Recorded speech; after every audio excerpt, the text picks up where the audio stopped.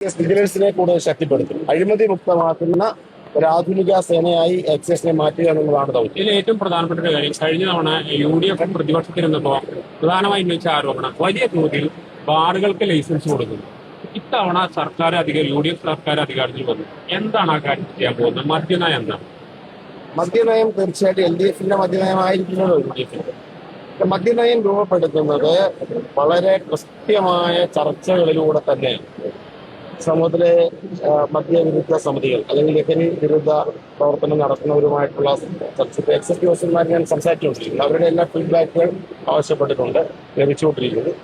മദ്യവർജന ലഹരി വിരുദ്ധ സംവിധാനങ്ങൾ, മത സാമുദായിക സംഘടനകൾ, അതോടൊപ്പം തന്നെ സ്റ്റേക്ക് ഹോൾഡേഴ്സായി നിൽക്കുന്ന ഹോട്ടൽ, റെസ്റ്റോറന്റ്, ബാർ ഉടമകൾ അല്ലെങ്കിൽ അത്തരത്തിലുള്ള മേഖലയിൽ പ്രവർത്തിക്കുന്ന തൊഴിലാളികൾ എല്ലാവരുമായി ചർച്ച നടത്തി കേരളത്തിൽ ലഹരിയെ സംബന്ധിച്ച് സീറോ ടോളറൻസ് സമ്പൂർണമായി എലിമിനേറ്റ് ചെയ്യുക എന്നുള്ളത് തന്നെയാണ്.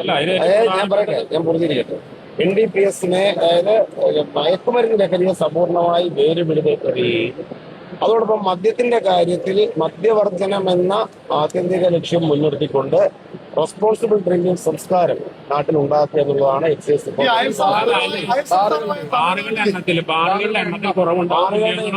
ബാറുകളുടെ എണ്ണത്തിൽ കഴിഞ്ഞ ഗവൺമെന്റിന്റെ കാലഘട്ടത്തിൽ നിരവധി ബാറുകൾ അനുമതി കൊടുത്തിരുന്നു. ഇനി ബാറുകൾ എണ്ണം കുറവ് വരണോ തീരുമാനിക്കുന്നത് വ്യക്തിപരമായ ഒരു തീരുമാനമല്ല. അത് UDFന്റെ ചർച്ചയുണ്ടാവും, പാർട്ടിക്കുള്ളിൽ ചർച്ചയുണ്ട്, സമൂഹത്തിലെ എല്ലാ തരത്തിലുള്ള ആളുകളുമായി ചർച്ച ചെയ്യും.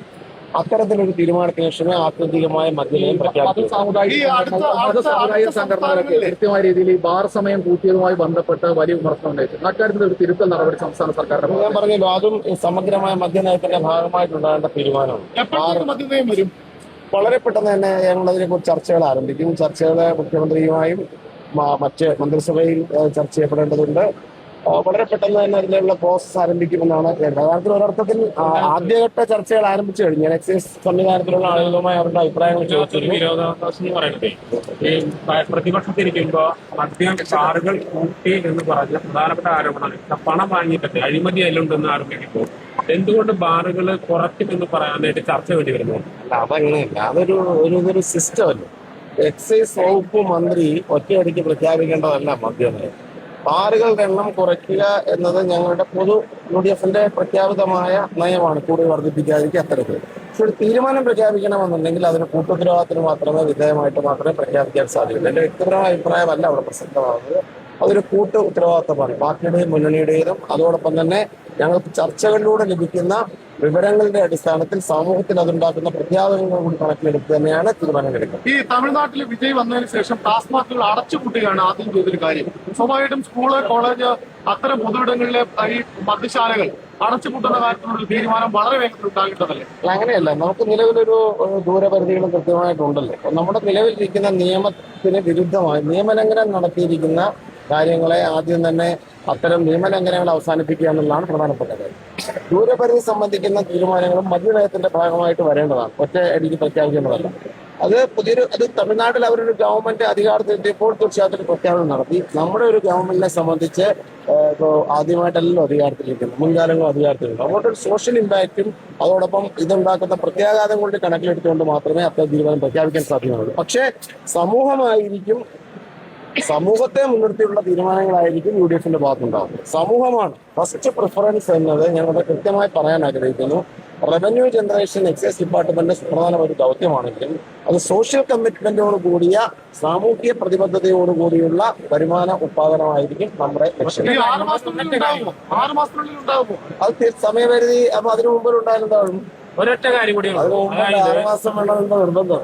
അല്ല, ആയിക്കോട്ടെ, മധുവിധി ഞങ്ങളുടെ പ്രദേശം നേരത്തെ പറഞ്ഞാലും കുഴപ്പമൊന്നുമില്ലല്ലോ. ഒറ്റ കാര്യം, കഴിഞ്ഞ UDF സർക്കാർ വീണ്ടും പ്രധാന പങ്കുവച്ചത് ഈ ബാറുമായി ബന്ധപ്പെട്ട പ്രയാണം. അതിൽ നിന്നും പണം പഠിച്ച് ഇത്തവണ അത്തരത്തിൽ അഴിമതിക്ക് വല്ല സംസ്ഥാന എക്സൈസ് വകുപ്പ് കൂട്ടുത്തരവാദിത്തത്തിന്റെ പേരിൽ ലിജു നേതൃത്വം കൊടുക്കുന്ന സംസ്ഥാന എക്സൈസ് വകുപ്പ് അഴിമതി മുക്തമായിരിക്കും എന്നുള്ള കാര്യത്തിൽ ഒരു സംശയം വേണ്ട. അഴിമതി മുക്തമായ ഓരോ വിഷയങ്ങളും സൂക്ഷ്മതയോടെ ഇടപെടും എന്ന് പറഞ്ഞാൽ അർത്ഥം പഴയ വകുപ്പ് അഴിമതി ആണെന്നല്ല. അങ്ങനെ ഒരു അർത്ഥമേ അതിനകത്തുമില്ല. ഞാനിങ്ങനെ പറഞ്ഞുകൊണ്ട് അങ്ങനെ വ്യാഖ്യാനിക്കല്ല.